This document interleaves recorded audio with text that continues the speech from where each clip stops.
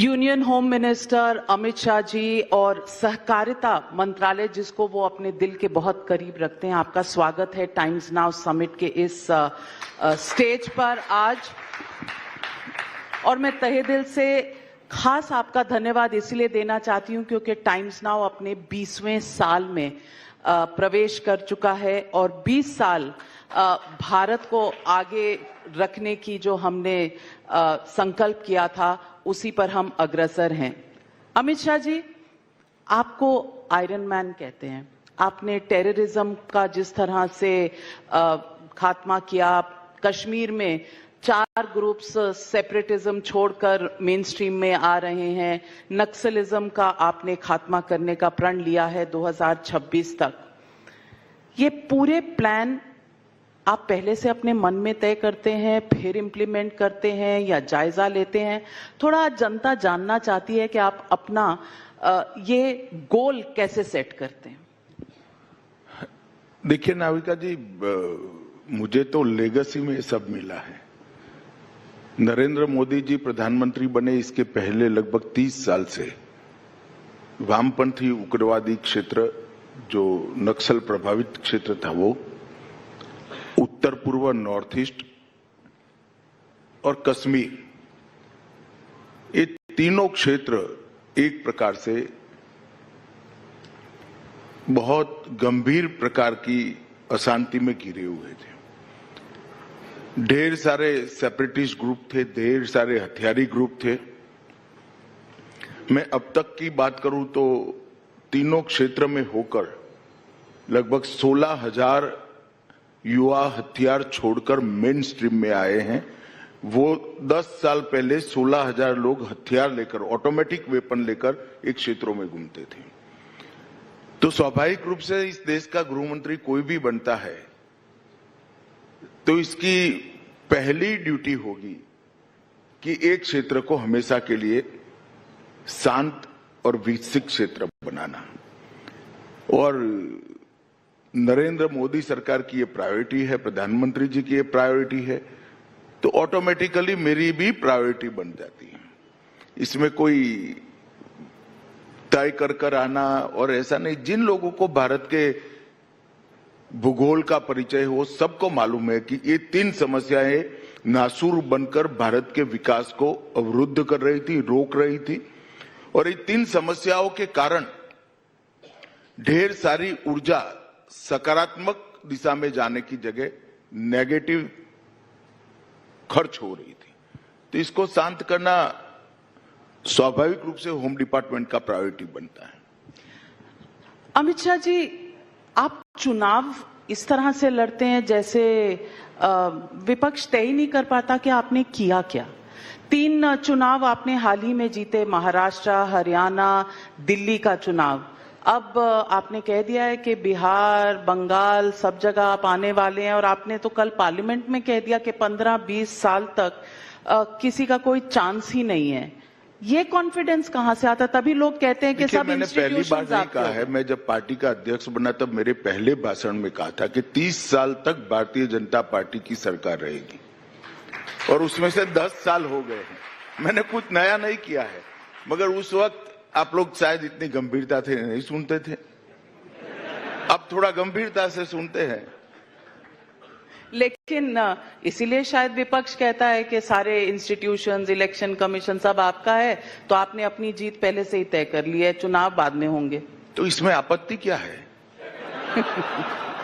लोकतंत्र के अंदर कोई भी पार्टी का विजय वो पार्टी के परफॉर्मेंस के आधार पर होता है। जब आप परफॉर्मेंस करते हो तो स्वाभाविक रूप से कॉन्फिडेंस होता है कि जनता हमें स्वीकार करेगी। जो परफॉर्म नहीं करते हैं उनका आत्मविश्वास नहीं होता है। और मैं मानता हूं कि इस 10 साल में भारतीय जनता पार्टी ने नरेंद्र मोदी जी के नेतृत्व में न केवल केंद्र सरकार, जहां जहां भारतीय जनता पार्टी की सरकारें रही, वहां स्थितियों को बदलने में हमने सफलता प्राप्त की और इसलिए विश्वास आता है। नेता विपक्ष राहुल गांधी कहते हैं कि वो 10 दिन से कोशिश कर रहे हैं पार्लियामेंट में कुछ कहने की, आप इजाजत ही नहीं देते उनको, सरकार बोलने नहीं देती। देखिए नाविका जी, राहुल गांधी को शायद मालूम नहीं होगा, आपको तो मालूम होना चाहिए। पार्लियामेंट में बोलने के रूल होते हैं बजट पर चर्चा हुई, उनको 42% टाइम दिया गया। जो उनको तय करना है किसको बोलना है, हम कैसे रोक सकते हैं? सब डिपार्टमेंट पर चर्चा हुई, बड़ा 40% टाइम विपक्ष को दिया गया। वो विपक्ष के सम्मानीय नेता है, वो वियतनाम थे, कैसे बोल सकते हैं? फिर जब मैं आऊंगा तब बोलूंगा। ये पार्लियामेंट है भाई, ये पार्टी का दफ्तर नहीं है। यहाँ कुछ रूल्स बने हैं, नियम बने हैं, और फिर चिल्लाते रहना सिंपैथी प्राप्त करने के लिए। सिंपैथी इस तरह से प्राप्त नहीं होती है।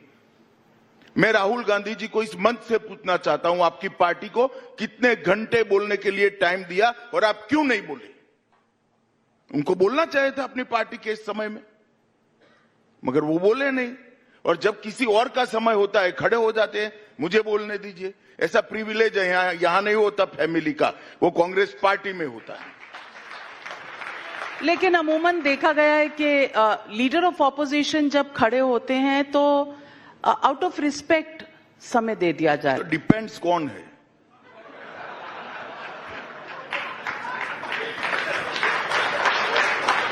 पद का रिस्पेक्ट नहीं है, इंसान का रिस्पेक्ट होता है। ऐसा है नाविका जी, पद के साथ साथ आप कितनी संजीदगी से इस पद का कार्यभार वहन कर रहे हो, इसका भी महत्व होता है। आप कभी भी खड़े हो जाओगे और कहोगे कि मैं लीडर ऑपोजिशन हूं, ऐसे नहीं होता है।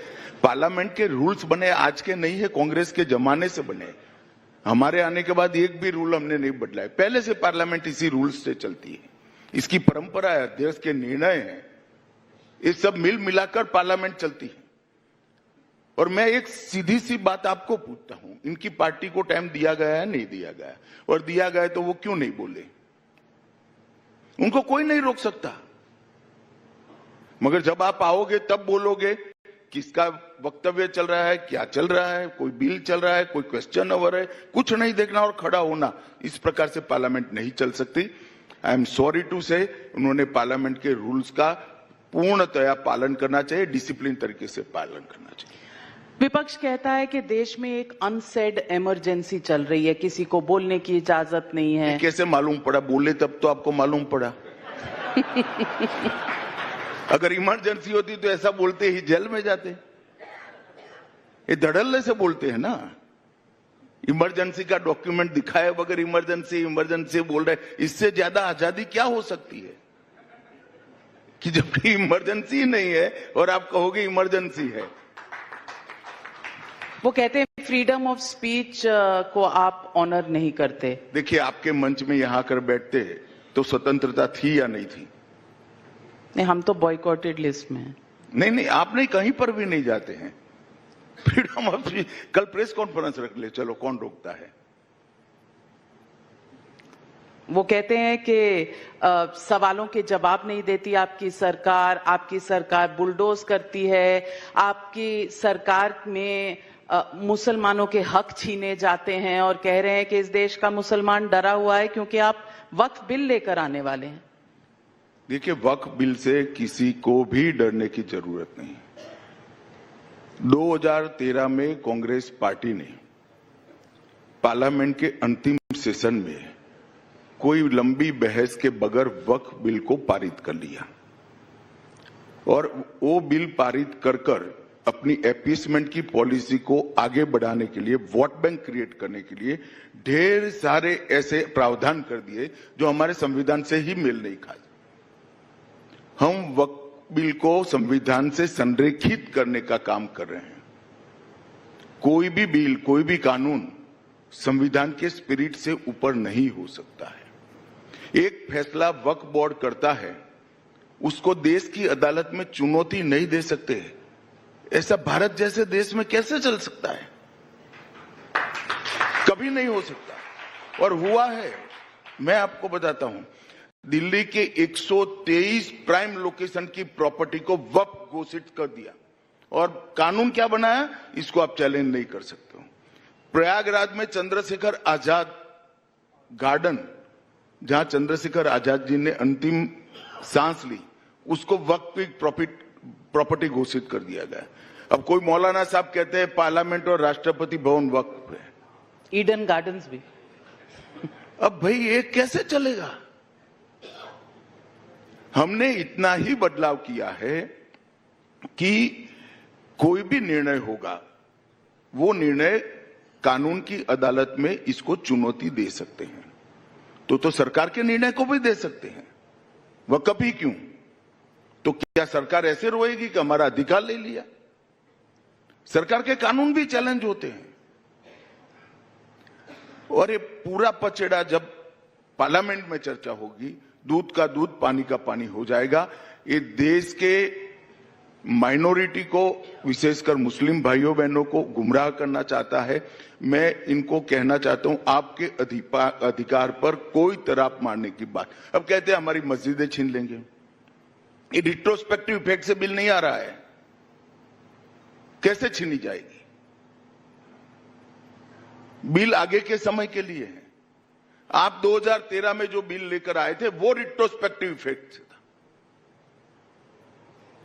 मगर वोट बैंक कंसोलिडेट करने के लिए झूठ पर झूठ, झूठ पर झूठ, झूठ पर झूठ बोलते जाना। इतने साल से इतने चुनाव हारे फिर भी सीखते नहीं है। हम क्या कर सकते बताइए? लेकिन कुछ मेंबर ऑफ पार्लियामेंट ओवैसी जैसे तो ब्लैक बैंड पहनकर आते हैं पार्लियामेंट में। ये बिल आएगा तो बहुत हंगामा होगा। देखिए, उनका विरोध करने का अधिकार है। कोई कपड़ों से करता है, कोई शब्दों से करता है। शब्द नहीं होता तो कपड़ों से करते हैं। हम क्या कर सकते हैं? बाकी पार्लियामेंट में तो बोलकर विरोध करना चाहिए, तर्क से विरोध करना है, लॉजिक से विरोध करना चाहिए। तो आपने कहा कि ये बिल रेट्रोस्पेक्टिव नहीं होगा। अगर रेट्रोस्पेक्टिव नहीं होगा तो तमिलनाडु में एक मंदिर का लैंड जो है 1500 साल पुराना मंदिर, उसको जो वक्फ बताया गया है, उस मंदिर का क्या? ऐसा है, मैंने जो रिट्रोस्पेक्टिव इफेक्ट नहीं होगी ये कहा है, इन नई वक्फ की प्रॉपर्टियों को और पुरानी वक्फ की प्रॉपर्टियों के डिस्प्यूट को कहा है। डिस्प्यूट कोर्ट में तो जा ही सकते हैं, हम कैसे छीनेंगे? सरकार नहीं कर सकती है। डिस्प्यूट कोर्ट में तो जा ही सकते हैं। किसी का भी फैसला डेमोक्रेटिक कंट्री में कानून की अदालत में न जाए, इस प्रकार का कानून नहीं होना चाहिए। तो अगले हफ्ते में, और वो कानून को भी चैलेंज कर सकते हैं। जो कानून बनता है उसको भी तो कोई कोर्ट में चैलेंज कर सकता है। ढेर सारे 370 को भी चैलेंज किया था, सीए को भी किया है। चैलेंज हो ही सकते हैं कानून। अगर वो कॉन्स्टिट्यूशन के 4 कॉर्नर में नहीं है तो कोर्ट इसका संज्ञान लेंगी। तो अगले हफ्ते वक्फ संशोधन बिल पार्लियामेंट में मूव कर देंगे? देखिए, पार्लियामेंट का टाइम टेबल मुझे मालूम नहीं है, मगर इसी सत्र में हम वक्फ संशोधन का बिल रखेंगे। और जितना ऑपोजिशन है, दिल्ली के जंतर मंतर में तमाम पार्टियां वहां जाकर उन्होंने कहा कि वो मतलब खून भी दे देंगे, अपोज जी, मैंने कहा ना, इमरजेंसी नहीं है। हर कोई विरोध कर सकता है, प्रदर्शन कर सकता है। इमरजेंसी कहां है? आप उन पर इल्जाम लगाते हैं कि वो अपीजमेंट करते हैं। सौगातें मोदी जो ईद पर भेजी जा रही है, वो अपीजमेंट नहीं है? नहीं, इसमें क्या अपीजमेंट है? आपने होली भेजी नहीं, बैसाखी भेजेंगे? कई कार्यकर्ताओं ने भेजा है। आपको इंटरेस्ट सौगाते मोदी में है, आपको मतलब मीडिया को। नहीं, होली की भेजी थी। हमारा तो 15 अगस्त का भी कार्यक्रम होता है, 26 जनवरी का होता है, जन्माष्टमी का होता है, रामनवमी देखना कैसे मनाते हैं हम। इसमें कोई आपत्ति नहीं, मगर आपको सिर्फ यही दिख रहा है। आजकल सवाल इस पर उठ रहे हैं कि पॉलिटिक्स में चुनाव आ रहे हैं, तो बिहार का चुनाव आ रहा है। वहां नीतीश जी असेंबली में कुछ ऐसी बातें कर रहे हैं, कभी नेशनल एंथम चल रहा है, चल पड़ रहे हैं। तो क्या चुनाव की ये जो गठबंधन है ये दुरुस्त है, फर्म है? गठबंधन दुरुस्त है। हमारे सभी के सभी जिलों में एनडीए के सभी घटक दलों के जिला स्तर के संयुक्त सम्मेलन भी हो चुके हैं। सभी कार्यकर्ता एकजुट हैं। हमने बिहार के विकास के लिए मोदी जी की सरकार ने, नीतीश जी की सरकार ने ढेर सारे काम भी किए हैं। मैं बिहार लगातार जाता हूं, अभी 29 को भी जाने वाला हूं, और मुझे पूरा भरोसा है कि गत समय से भी ज्यादा बहुमत के साथ वहां पर एनडीए की सरकार बनेगी, इसमें कोई क्वेश्चन मार्क नहीं।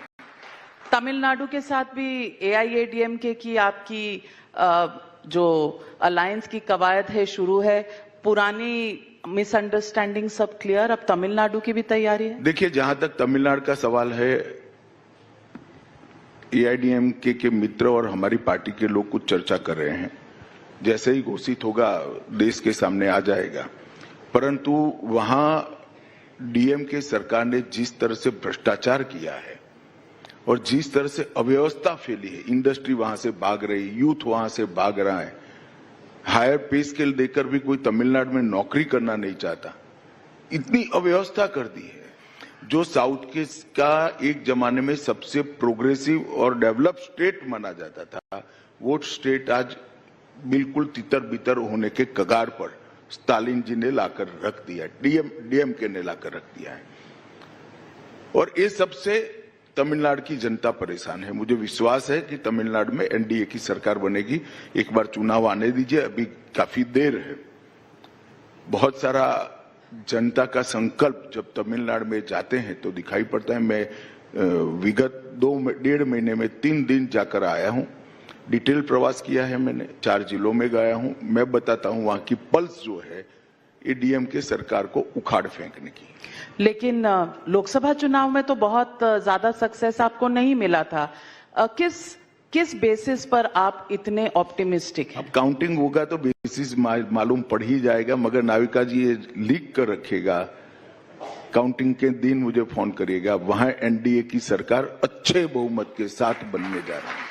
आप इसलिए कह रहे हैं क्योंकि न्यू एजुकेशन पॉलिसी तमिलनाडु की सरकार ने अडॉप्ट करने से मना कर दिया है, उस पर एक बहुत बड़ा स्टैंड ऑफ है। इसका कोई हल है? देखिए, एडॉप्ट कर मना किया है। पहले इन्होंने एडॉप्ट कर लिया था। धर्मेंद्र जी ने पार्लियामेंट में इसके डॉक्यूमेंट्स भी बताए हैं। इसके बाद में चुनाव नजदीक आने के कारण जब उनको मालूम पड़ा है कि पब्लिक का गुस्सा करप्शन पर है, अव्यवस्था पर है, और वो परिवारवाद जो उनके बेटे को उनकी जगह बिठाना चाहते, इस पर गुस्सा है, तब जाकर उन्होंने ये सारे मुद्दे उठाए हैं। और जनता ये सब जानती है। लेकिन आप पीछे हटने वाले नहीं? देखिए, कोई कॉम्प्रोमाइज? कोई पीछे हटने की जरूर नहीं है। ये पहली एजुकेशन पॉलिसी है जिसमें प्राइमरी एजुकेशन मातृभाषा में हमने करने का प्रस्ताव रखा है। तमिलनाडु में जब ये अप्लाई होता है तो तमिल में पढ़ाया जाता है। ये पहला एजुकेशन पॉलिसी है जिसमें टेक्निकल एजुकेशन, मेडिकल एजुकेशन स्थानीय भाषा में पढ़ाने की छुट्टी है। तो वो तमिल, मैं तो उनको कहता हूं तुम इधर उधर करे बगैर मेडिकल और इंजीनियरिंग की टेक्स्ट बुक का अनुवाद तमिल में करो। वो नहीं करते हैं। और मैं उनको पूछना चाहता हूं, सीयूईटी की परीक्षाएं पहले 1-2 ही भाषा में ली जाती थी, अंग्रेजी और हिंदी। अब 13 भाषा में ली जाती है। इंजीनियरिंग की शिक्षा तेलुगु, मराठी, बंगाली, मलयालम, गुजराती सब में चालू हो गई, तमिलनाडु में नहीं होती है। इसके साथ साथ मध्य प्रदेश ने मेडिकल की शिक्षा हिंदी में चालू कर दी। उत्तर प्रदेश ने संकल्प किया है। तमिलनाडु के रेलवे स्टेशन पर अब तक तमिल भाषा में घोषणा नहीं होती थी, अब हो रही है। अब तक सीएपीएफ के एग्जामिनेशन 2 ही भाषा में होते थे, अब तमिल में भी हो रहे हैं, 13 भाषाओं में हो रहे हैं। और उच्च शिक्षा में हमने लगभग 1500 ग्रेजुएशन के पुस्तकों का 13 भाषा में अनुवाद किया है। और दीक्षा प्लेटफॉर्म पर 133 भाषाओं में 3,66,000 ई कोर्स उपलब्ध है। उसमें से 126 भारतीय बोलियां और भाषाएं। ये क्या आरोप लगा रहे हैं? और ऐसा मानते हैं कि सब मान जाएंगे। हम भी फील्ड में जाएंगे, तमिलनाडु की जनता को बताएंगे तमिल विरोधी है तो डीएमके सरकार है जो मेडिकल और इंजीनियरिंग में तमिल में नहीं पढ़ाती। मैंने आपका एक एक्स पर पोस्ट देखा और उसमें आपने लिखा था कि separatism has become history in Kashmir. Hurriyat के संगठन द्वारा जैसा नाता तोड़ने की खबरें आई हैं। कश्मीर में आर्टिकल 370 के बाद चुनाव भी हुए, अब सेपरेटिस्ट बाहर निकल रहे हैं हुर्रियत से। जो इलेक्शंस के बाद सरकार आई है उसके साथ तालमेल कैसा है? नहीं, अच्छा है, हमारा तो हर सरकार से अच्छा है।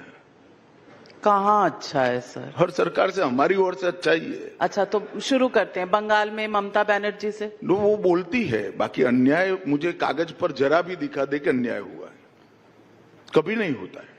पर आपने कल ही कहा पार्लियामेंट में कि जो इन्फिल्ट्रेटर्स आते हैं, घुसपैठिए आते हैं, वहां बंगाल की सरकार आपके साथ मदद नहीं दे रही, तो कॉन्फ्रंटेशन तो चलता रहा। हमारे साथ नहीं है, वो उनको वोट बैंक नजर आते हैं, इसलिए घुसपैठियों को घुसाकर मतदाता बना रही है।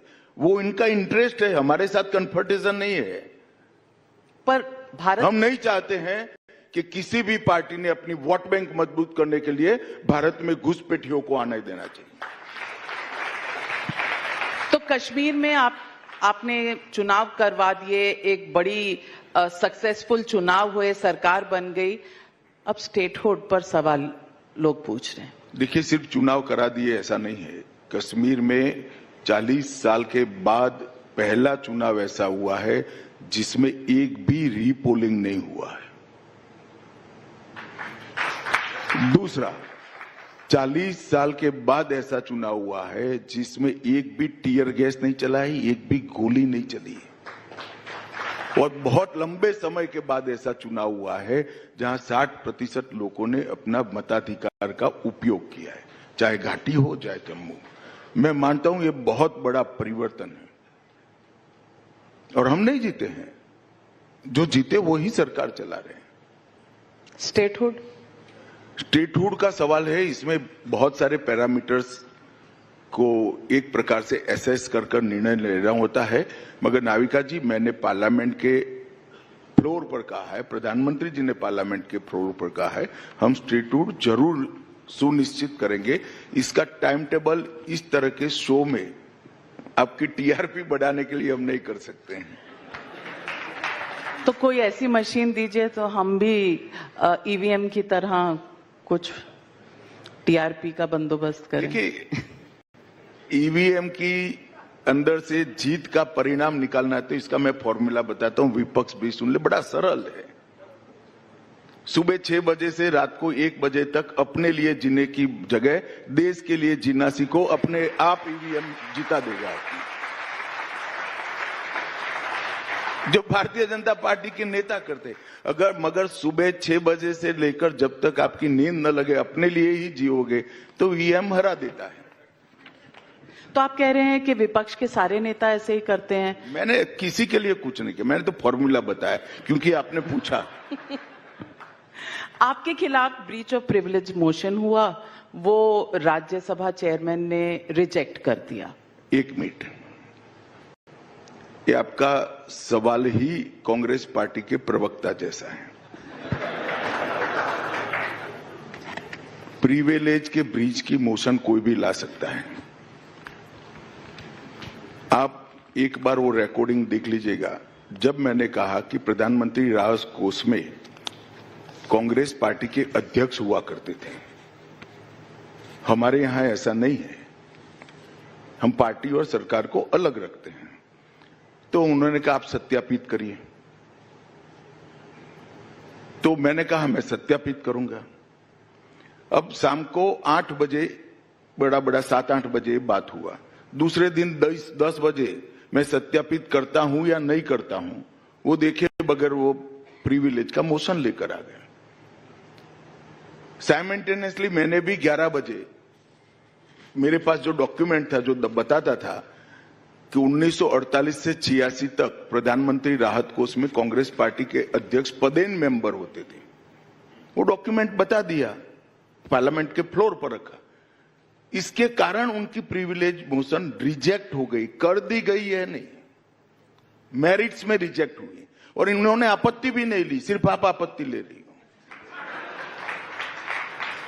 तो आप डिटेल नहीं बताना चाहते कि प्रधानमंत्री के जो रिलीफ फंड में लेखा जोखा है वो डिटेल बताना नहीं चाहते? प्रधानमंत्री रिलीफ फंड कांग्रेस के जमाने में बना था, इसका ऑडिट नहीं होता था। हमने पीएम केयर फंड बनाया है, इसका ऑडिट भी होता है, लेखा जोखा भी होता है और इसको संभालने वाले आईएएस अफसर होते हैं, हम लोग नहीं संभालते हैं।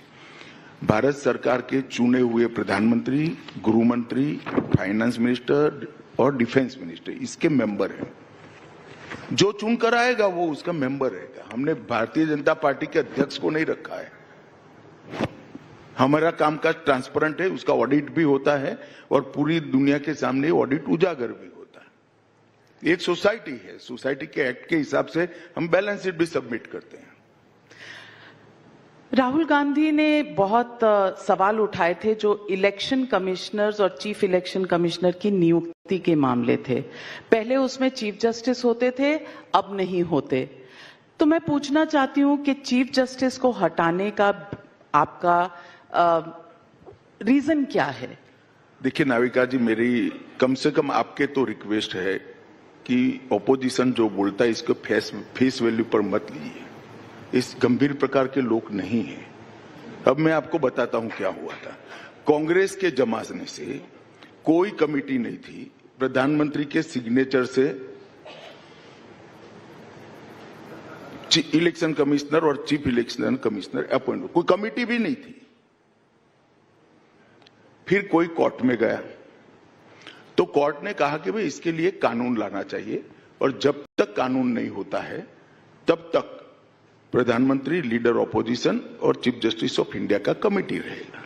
ठीक है, हम कानून लेकर आए और कानून के तहत हमने कमेटी बनाई कि प्रधानमंत्री, लीडर ऑपोजिशन और कोई एक मंत्री जो प्रधानमंत्री नियुक्त करेंगे उनकी कमेटी होगी। और इसके नीचे पैनल बनाने के लिए ढेर सारी जो एप्लीकेशन आएगी उसमें 9 सचिवों की कमेटी बनाई, सेक्रेटरीज की। वो उसको शॉर्टलिस्ट कर एक पैनल देगी। पैनल में से ऊपर जो कमेटी बैठेगी एक सिलेक्ट करेगी। फिर इसको चैलेंज करा, कोर्ट में मामला गया। कोर्ट के चीफ जस्टिस साहब ने मामले को जब सीज किया तब उन्होंने कहा तब तक ये अपॉइंटमेंट न हो ऐसा ऑर्डर करिए। सुप्रीम कोर्ट ने कहा हम कोई स्टे नहीं देते, हम कानून पर विचार करेंगे, तब तक अपॉइंटमेंट हो सकता है। ये सुप्रीम कोर्ट का ऑर्डर है। और उसके बाद में हमने मीटिंग बुलाई और ऑर्डर करा।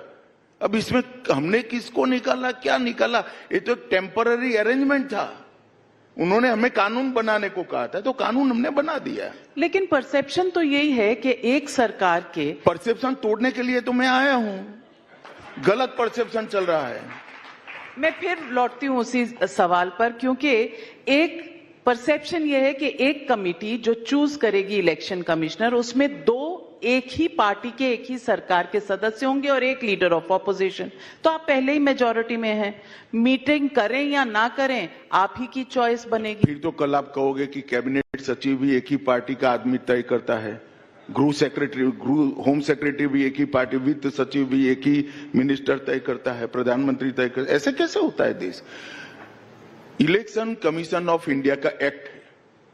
इलेक्शन कमीशन अपॉइंट होने के साथ ही उसको संवैधानिक संरक्षण मिलता है, उसकी स्वायत्तता तय होती है। और इसी तरह से अगर हम सब पर शक करते जाएंगे तो कुछ नहीं होगा। तो स्पीकर भी एक पार्टी से चुनकर आते हैं, एक ही पार्टी से चुनकर से।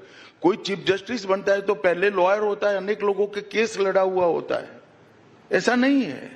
मगर जब वो शपथ लेता है संविधान की, तो संविधान की शपथ लेने के साथ ही उनको प्रोटेक्ट करने के लिए, न्यूट्रलिटी के साथ काम करने के लिए अनेक अधिकार दिए हैं।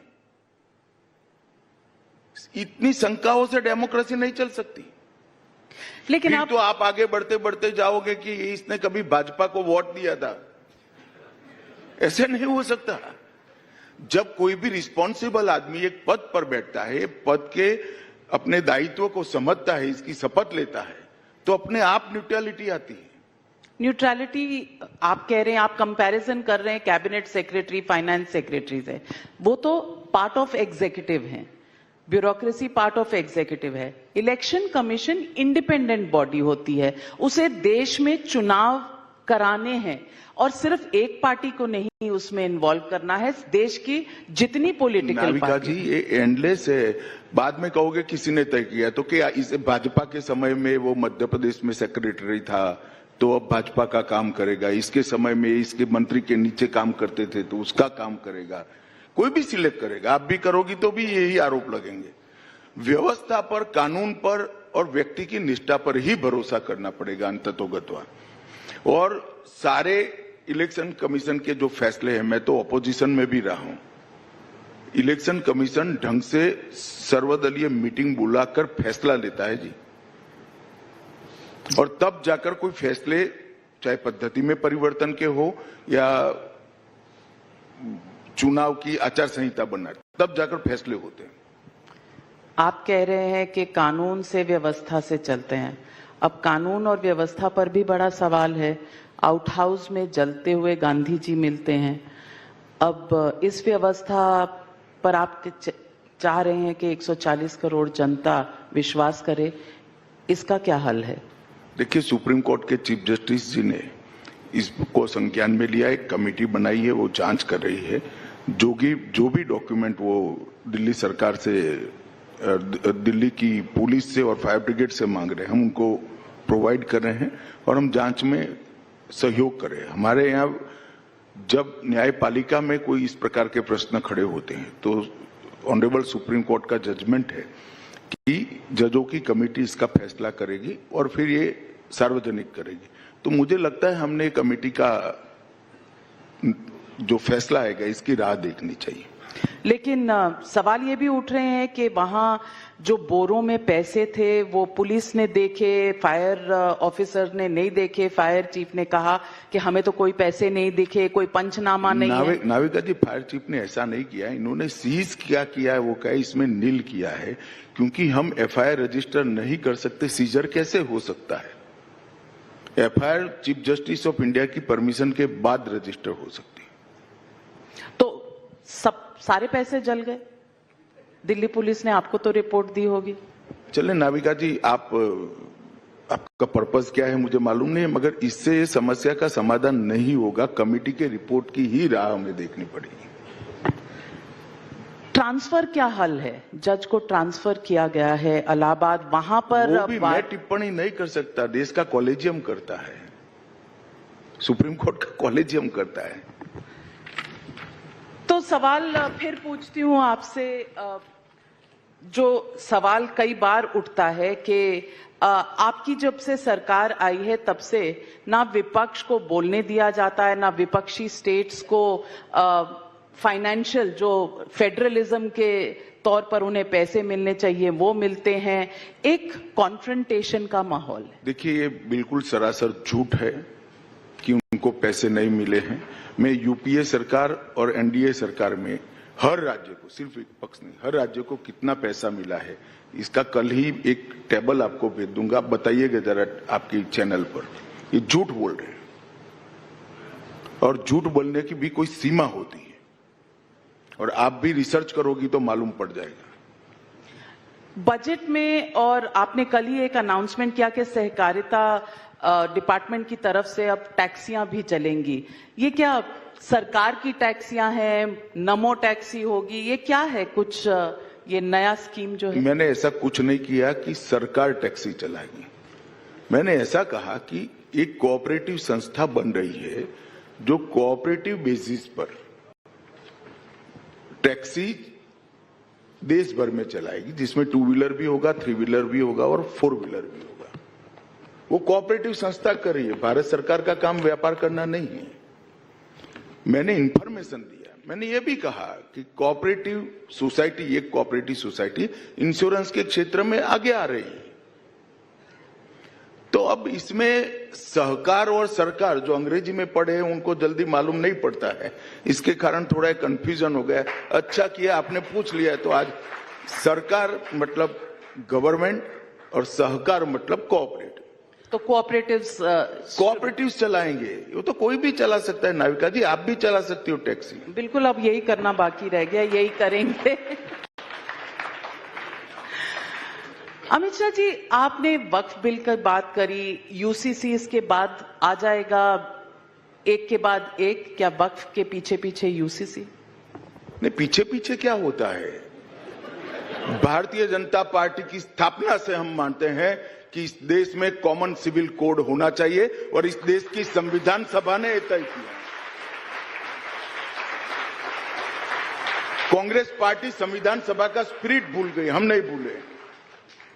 जो मार्गदर्शक सिद्धांत देश की विधानसभा और संसद के लिए बनाए गए, इसके अंदर है कि ये देश किसी अनुकूल समय पर एक ही कानून से चलना चाहिए, कानून धर्म के आधार पर नहीं होने चाहिए।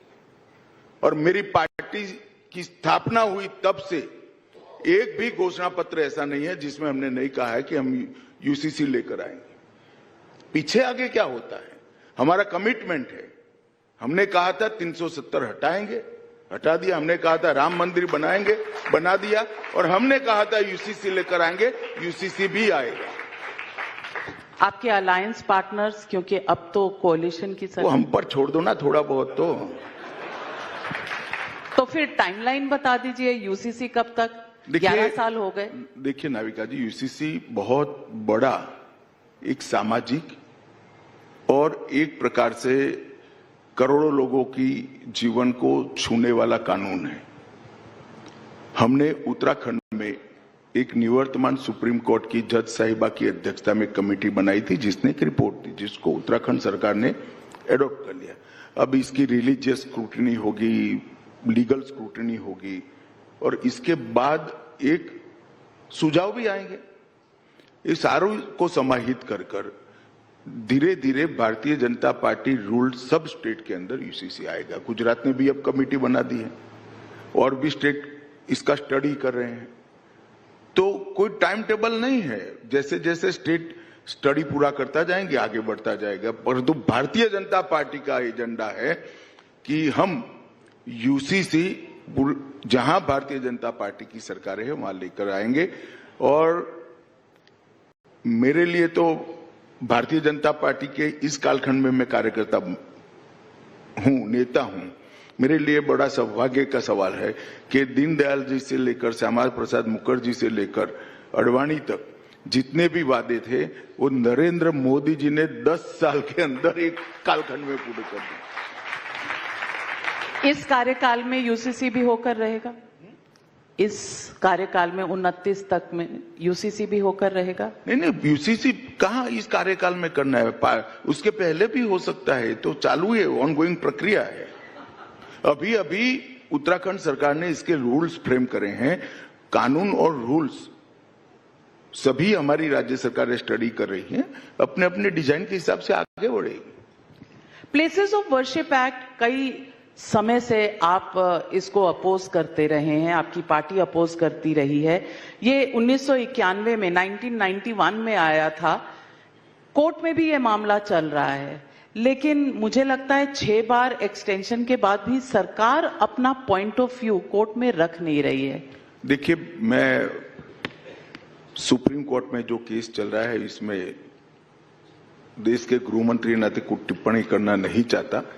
और मुझे विश्वास है कि सुप्रीम कोर्ट न्याय करेगा। सभी पक्ष अपना अपना पक्ष जरूर रखेंगे और उचित समय पर इसको सुप्रीम कोर्ट का जो आदेश है वो आ जाएगा। इतना तय है कि जो सुप्रीम कोर्ट का ऑर्डर आएगा इसका हम पालन करेंगे। लेकिन सरकार अपना पक्ष ही नहीं रख रही, आपने माइंड मेकअप नहीं किया? रखेगी ना नाविका जी, चर्चा होती है, डेमोक्रेसी है, फैमिली नहीं चलाती है, हमें विस्तृत चर्चा करनी पड़ती है। चर्चा बहुत ज्यादा लंबी नहीं हो गई जी, मामला भी गंभीर है।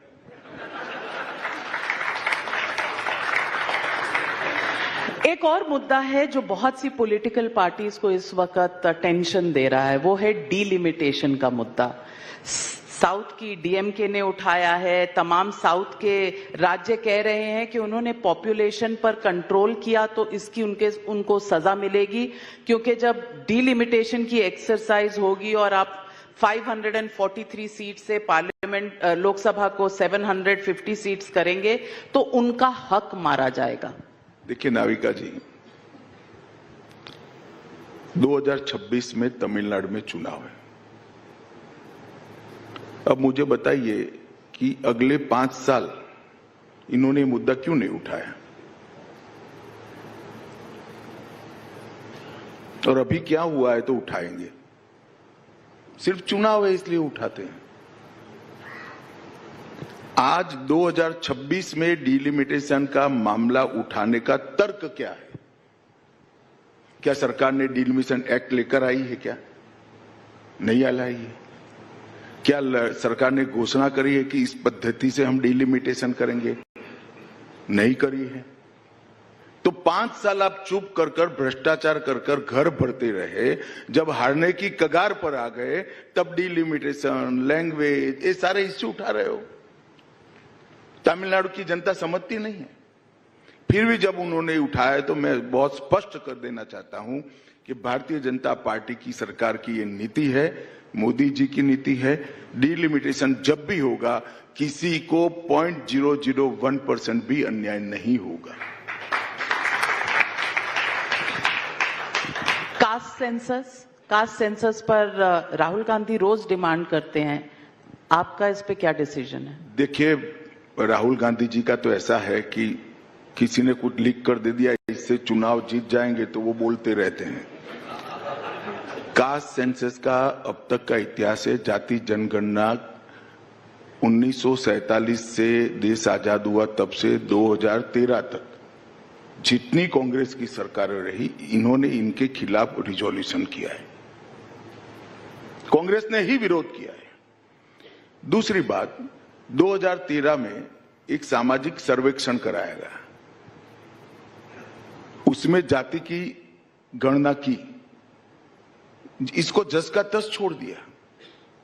11 में कराया मगर उसको जस का तस छोड़ दिया, रिजल्ट भी नहीं, क्योंकि 48 लाख जाति आ गई थी। अब हम टेक्नोलॉजी का उपयोग करके क्या क्या पॉसिबिलिटी है, कैसे कर सकते हैं, उपजाति क्या होती है, सारी चीजों पर अभी काम कर रहे हैं। जैसे ही तय हो जाएगा हम सार्वजनिक करेंगे उसको। पर जाति जनगणना होगी। मैंने क्या कहा, किस प्रकार से जनगणना करेंगे वो जैसे ही तय हो जाएगा हम इसको सार्वजनिक करेंगे। राहुल गांधी ये भी कहते हैं कि मेरिट का आइडिया सही नहीं है, रिजर्वेशन। मुझे कांग्रेस पार्टी की पॉलिसी ही लगती है, वरना ऐसे ऐसे अध्यक्ष न बन जाते हैं, मेरिट नहीं देखते। तो आप समझते हैं मेरिट, क्योंकि मैं नहीं समझता, राहुल जी समझते हैं। लेकिन 4% मुस्लिम रिजर्वेशन इन कॉन्ट्रैक्ट्स है, इस पर आपने और आपकी पार्टी ने ऑब्जेक्शन उठाया है। संविधान में अगर ये अलाउड नहीं है तो आप अब तक कोर्ट क्यों नहीं गए? देखिए, कोर्ट में जाने के अलावे भी कई रास्ते हैं, और जब पॉलिटिकल पार्टियां कोर्ट जाती है, इससे ज्यादा अच्छी बात है कि जिनका अधिकार मारा जाता है वो कोर्ट में जाए। इससे SC, ST, OBC, जब मुस्लिम आरक्षण आप शिक्षा में लेकर आते हो, नौकरियों में लेकर आते हो, तो ST, SC, OBC सबका अधिकार मरता है। और जब 4% आरक्षण कॉन्ट्रैक्ट में लेकर आता हूं तो पूरे राज्य का अधिकार का हानि होता है, क्योंकि फिर बड़े रेट से भी जो टेंडर डालेगा उसको ठेका देना पड़ेगा, कॉन्ट्रैक्ट देना पड़ेगा, क्योंकि वो भरने वाला मुसलमान है। मैं तो आज के कार्यक्रम के माध्यम से पूरे देश की जनता को पूछना चाहता हूं कि कांग्रेस पार्टी की पॉलिसी है कि कॉन्ट्रैक्टरों में 4% मुसलमानों को कॉन्ट्रैक्ट दिया जाए। कॉन्ट्रैक्ट क्वालिटी और कीमत के आधार पर देना चाहिए या धर्म के आधार पर देना चाहिए, ये देश की जनता को तय करना है। और हमारा संविधान किसी भी धर्म के आधार पर किसी भी प्रकार के आरक्षण को सहमति नहीं देता है। ये जब भी देश की अदालतों में आएगा अपने आप स्ट्रक डाउन हो जाएगा। उनको भी मालूम है स्ट्रक डाउन हो जाएगा, मगर एक लॉलीपॉप पकड़ाने के लिए किया है। लॉलीपॉप का जमाना है, तो मैं ये पूछूंगी कि एक पिटीशन डाली गई है और पिटीशन में राहुल गांधी की सिटीजनशिप चैलेंज हुई है। अब सिटीजनशिप का लेखा जोखा तो होम मिनिस्ट्री में ही होगा। मगर पिटीशन यहाँ नहीं है ना, कोर्ट में है। नहीं तो वहां बता देंगे ना, आप क्यों चिंता करती हो? नहीं तो आपने तहकीकात तो की होगी। देखिए, मैं इस तरह से नहीं बता सकता किसी भी नागरिक की सिटीजनशिप के साथ। इसलिए एक बड़ा गंभीर मामला होता है, सबके स्वमान के साथ जुड़ा हुआ मामला है। चूंकि वो विपक्ष में है, मैं इस तरह की ओछी राजनीति नहीं करता। कोर्ट जब हमें नोटिस निकालेगा उचित स्तर पर इसका एफिडेविट दायर कर दिया। बुलडोजर जस्टिस पर आपका क्या विचार है? मेरे विचार का कोई मतलब नहीं है। मेरे पास ना बुलडोजर है ना कुछ है। मैं तो गृह मंत्रालय देखता हूं, देश की सीमाओं की सुरक्षा करता हूं। जिनका काम है वो देखे। बीजेपी 2023 से नया अध्यक्ष डिक्लेयर करने वाली थी, अब तो 2025 आ गया। 2023 ऐसा किसी ने नहीं कहा है। आप लोग आकलन लगा देते हो, आकलन झूठा साबित होता है जनता में। तो आपने कहा था, आपने नहीं किया, मगर हमने कभी नहीं कहा 2023, कभी नहीं किया, कभी नहीं कहा है। वो हो जाएगा। सबसे रेगुलर चुनाव कराने वाली पार्टियों में से एक भारतीय जनता पार्टी है। हमारे जिला स्तर के चुनाव, राष्ट्रीय अध्यक्ष का तो एक इकाई है। हमारे यहाँ बूथों के, लाखों बूथों के चुनाव हो गए। तहसील मतलब तहसील भारतीय जनता पार्टी, मंडल के चुनाव हो गए, जिलों के हो गए, स्टेट के भी कमोबेश सब ये 4-5 दिन में डिजाइन है, सब हो जाएगा 80%। तो हमारे चुनाव समाप्ति में तो अध्यक्ष का भी हो जाएगा। 100 साल राष्ट्रीय स्वयंसेवक संघ के हो रहे हैं। आप क्या समझते हैं, क्या कंट्रीब्यूशन रहा? क्योंकि पॉलिटिक्स में बहुत सवाल जवाब इस मुद्दे पर उठते हैं, पार्लियामेंट में भी, पार्लियामेंट के बाहर में भी। आप राष्ट्रीय स्वयंसेवक संघ को कैसे देखते हैं? देखिए, राष्ट्रीय स्वयंसेवक संघ के कंट्रीब्यूशन को नापने का ना कोई सिस्टम बना है, स्केल के योगदान को नापने की कोई पद्धति है। एक नागरिक को अच्छा नागरिक बनाना, राष्ट्रभक्त बनाना, इससे बड़ा कंट्रीब्यूशन देश के विकास के लिए हो ही नहीं सकता। और 100 साल से करोड़ों लोग ऐसे तैयार किए जो जहां गए, सरकार की नौकरी में गए, चार्टर्ड अकाउंटेंट बने, इंजीनियर बने, डॉक्टर बने, राजनीति में गए, मजदूर क्षेत्र में गए, धार्मिक क्षेत्र में गए, जहां गए एक देशभक्त नागरिक के रूप में उन्होंने काम किया है। और संघ का ये जो ट्रैक रिकॉर्ड है, इसके नाप की कोई फुटपट्टी ही नहीं है। मैं तो खुद स्वयंसेवक बना हूं, मुझे मालूम है सोच को किस तरह से स्ट्रक्चर, मेरी सोच किस तरह से स्ट्रक्चर हुई है, किस तरह से एक दिशा में गई है। बहुत सारे आयामों को एक साथ रखकर, देशभक्ति को मध्य में रखकर, केंद्र में रखकर कैसे सोचा जा सकता है, ये मैंने देखा है। अब ये इस प्रकार के सवाल से कुछ पंक्तियों में मैं इसका वर्णन नहीं कर सकता। ढेर सारे क्षेत्रों में संघ के स्वयंसेवकों ने देश के विकास के लिए बहुत बड़ा योगदान दिया है और देश को 2 प्रधानमंत्री भी दिए हैं। तो संघ का कितना हस्तक्षेप रहता है पार्टी के अध्यक्ष बनाने में? जरा भी हस्तक्षेप नहीं रहता है। हमारे सरकार ने क्लियर भी कर दिया है कि भाई हर संगठन अपने तरीके से चलता है। परसेप्शन तो ऐसी नहीं है। परसेप्शन से चल सकता है, परसेप्शन से संस्थाएं नहीं चलती हैं, क्योंकि संस्थाओं को लंबा समय चलना होता है। सबसे बड़ा सवाल एक जो बार बार पॉलिटिकली उठकर आता है वो है मणिपुर का सवाल। नॉर्थ ईस्ट बहुत तरीकों से आगे बढ़ा है, इसमें कोई दो राय नहीं है, लेकिन मणिपुर में सिचुएशन जो अब प्रेसिडेंट्स रूल लगा है, क्या ये पहले लगना चाहिए था? क्या वहां की वायलेंस में पहले कंट्रोल किया जा सकता था? ये सवाल जरूर उठते रहते हैं, इन पर आपकी राय? देखिए नाविका जी, दूर से देखकर सवाल उठाना और सलाह देना दोनों बड़ा सरल होता है। एक कॉम्प्लेक्स सिचुएशन थी, एक प्रकार से वंशीय हिंसा थी, जातीय हिंसा थी, कोई राइट्स नहीं थे। 2 समुदायों के बीच में अपने इंटरेस्ट को लेकर एक क्लैश हुआ और ये मणिपुर में पहली बार नहीं हुआ, कई बार हुआ है। जब भी सारे बाजार खुल गए हैं, दुकानें चालू हो गई हैं, जो महंगाई थी वो भी अब जमीन को देश के बाकी हिस्सों की तरह हो गई है, रेलवे भी मणिपुर पहुंच गई है और दोनों समुदायों के बीच में भारत सरकार का गृह मंत्रालय एक बैठक कर चुका है और बैठकें भी नजदीक के समय में ही चिन्हित की गई है। मुझे लगता है कि धीरे धीरे गाड़ी पटरी पर चढ़ जाएगी, इसमें बहुत चिंता करने की अब देश को जरूरत नहीं है। आपको लगता है कि जो चीफ मिनिस्टर को हटाना, प्रेसिडेंट्स रूल लगाना शायद थोड़ा पहले होना चाहिए था? देखिए, इसमें सबकी अलग अलग राय हो सकती है, मगर मैं मानता हूं प्रेसिडेंट रूल लगाकर भी जब तक प्रेसिडेंट रूल को दोनों कम्युनिटी एक्सेप्ट नहीं करती है, प्रेसिडेंट रूल भी सफल नहीं होता है। इस स्टेज आते ही हमने एक क्षण की देरी नहीं की है, प्रेसिडेंट रूल लगाया है और अब दोनों समुदायों के बीच में बातचीत भी आगे बढ़ रही है। अमित शाह जी, अंत में यही सवाल पूछूंगी कि आपके अपने लिए अनफिनिश्ड एजेंडा अब क्या बाकी है जो आपकी प्राथमिकता रहेगी? नहीं, मेरा कोई एजेंडा है ही नहीं। पार्टी का जो एजेंडा है, मेरी आइडियोलॉजी का एजेंडा है, वो ही मेरा एजेंडा है। मेरे जीवन में पार्टी के अलावा कुछ नहीं है नाविका जी। हाँ, तो एक व्यक्तिगत एजेंडा मेरा कोई कभी नहीं होता है।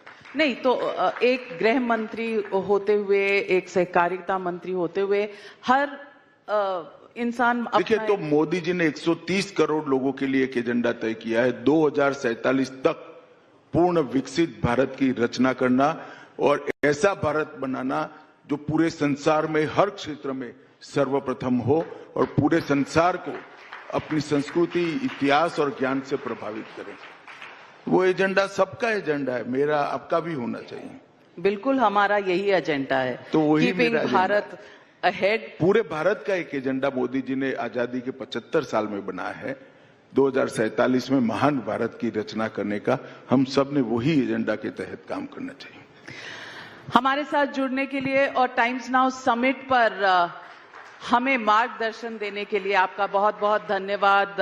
अमित शाह जी, आपने जो अपने विचार हमारे साथ शेयर किए आज भारत को आगे ले जाने के लिए, वो टाइम्स नाउ के लिए भी 20वें साल में हमें एनकरेज करेगा। बहुत बहुत धन्यवाद।